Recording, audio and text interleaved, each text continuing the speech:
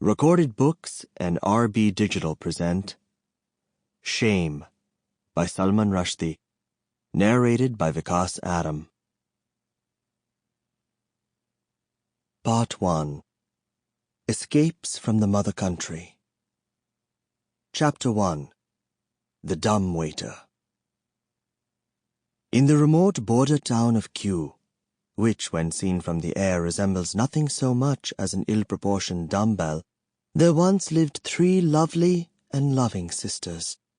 Their names, but their real names were never used, like the best household china, which was locked away after the night of their joint tragedy in a cupboard whose location was eventually forgotten, so that the great 1,000-piece service from the Gardner potteries in Tsarist Russia became a family myth in whose factuality they almost ceased to believe. The 3 sisters, I should state without further delay, bore the family name of Shakil, and were universally known, in descending order of age, as Chunni, Munni, and Bani. And one day their father died. Old Mr. Shakil, at the time of his death a widower for 18 years, had developed the habit of referring to the town in which he lived as a hellhole.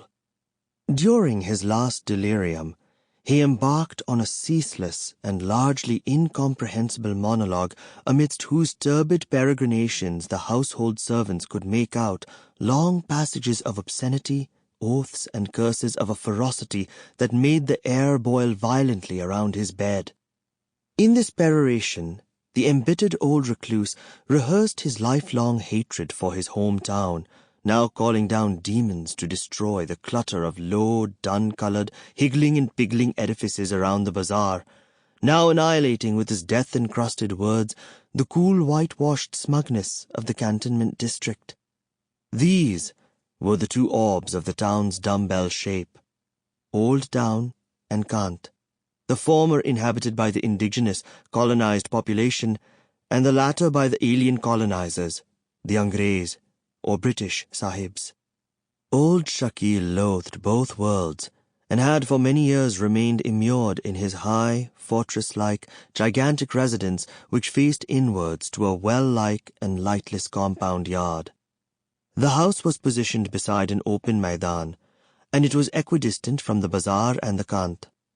Through one of the building's few outward-facing windows, Mr. Shakil on his deathbed was able to stare out at the dome of a large Palladian hotel, which rose out of the intolerable cantonment streets like a mirage, and inside which were to be found golden cuspidors and tame spider-monkeys in brass-buttoned uniforms and bellhop hats, and a full-sized orchestra playing every evening in a stuccoed ballroom amidst an energetic riot of fantastic plants, yellow roses and white magnolias and roof-high emerald-green palms, the hotel flashman, in short, whose great golden dome was cracked even then, but shone nevertheless with the tedious pride of its brief doomed glory, that dome under which the suited and booted Angrez officers and white-tied civilians and ringletted ladies with hungry eyes would congregate nightly, assembling here from their bungalows to dance and to share the illusion of being colorful,